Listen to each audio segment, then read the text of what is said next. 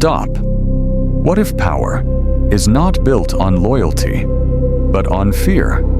Not trust, not belief, but control, so absolute that resistance disappears before it even begins.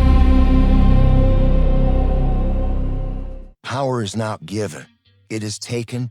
It moves in silence. It controls perception. Psychology of power. Master the mind. Control the game. The psychology of fear-based power. What if power is not built on loyalty, but on fear? Not trust, not belief, but control, so absolute that resistance disappears before it even begins. Because fear moves faster than trust. Trust requires time, consistency, proof. But fear requires only one thing: uncertainty. Because when people are uncertain, they hesitate, and hesitation creates compliance. Before Saddam Hussein became one of the most feared leaders in modern history, he understood something fundamental. You don't need to control everyone. You only need to control what they expect. Because expectation shapes behavior, and behavior is power. At scale.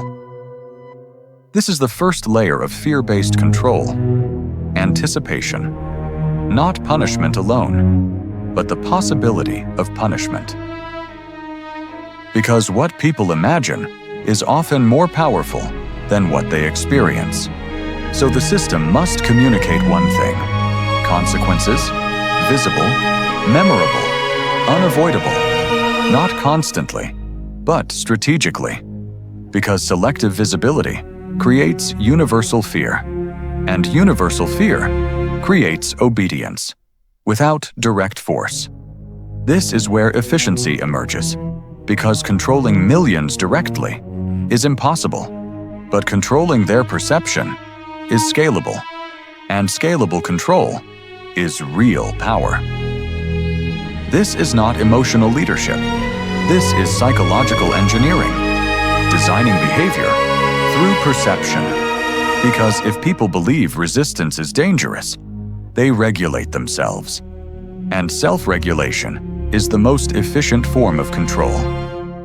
No enforcement required, no constant intervention, just belief. And belief sustains the system, but fear alone is unstable. Because fear creates tension, and tension builds over time. So fear must be structured, organized, reinforced, because unstructured fear creates chaos, and chaos destroys control. So the system must appear consistent, predictable, precise.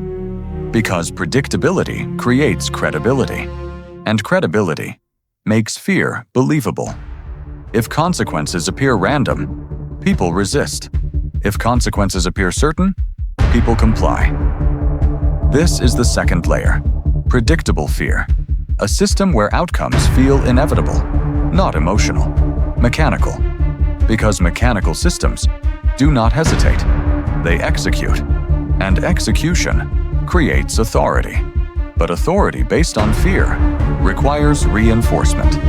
Because fear fades, people adapt, they normalize. And what is normalized loses impact. So intensity must increase, gradually, strategically. But this creates a problem, because increasing intensity increases pressure, and pressure never disappears. It accumulates, internally, silently, until it reaches a point where it must be released, or it breaks the system. This is the paradox of fear-based power. The stronger the control, the greater the instability. Because control without trust cannot sustain itself indefinitely. Trust stabilizes systems. Fear accelerates them. But acceleration without stability leads to collapse. Not immediately, but inevitably. Because fear does not create loyalty. It creates compliance. And compliance disappears when pressure shifts, when opportunity appears, when the system weakens. Because without belief, people are not committed. They are contained, and containment is temporary. This is the third layer, fragility. Because systems built on fear look strong, but strength is not always stability. They appear controlled, but control is maintained through pressure, and pressure requires energy, constant reinforcement, constant presence. Because if the system pauses, fear fades. And when fear fades, control weakens. And when control weakens, resistance returns, not instantly, but gradually, until it becomes visible. And once resistance becomes visible, the system is exposed. And exposure is dangerous, because now perception shifts from inevitability to possibility, and possibility changes behavior. Because once people believe resistance is possible, they begin to test it, slowly, quietly, then suddenly, at scale. And this is where collapse begins, not from external force alone, but from internal change. Because systems do not collapse only from outside, they collapse from within. When alignment breaks, when belief disappears, when fear is no longer enough. This is where time becomes the ultimate test. Because time exposes everything: weakness, inconsistency, overreach. And overreach is inevitable in fear-based systems. Because maintaining control requires escalation, and escalation increases risk, and risk eventually materializes. Because no system can operate under constant pressure forever. Eventually, something fails: structure, loyalty, control. And once failure begins, it accelerates.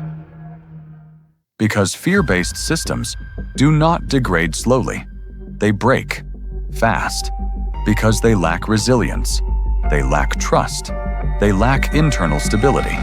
And without stability, power cannot adapt. It can only react.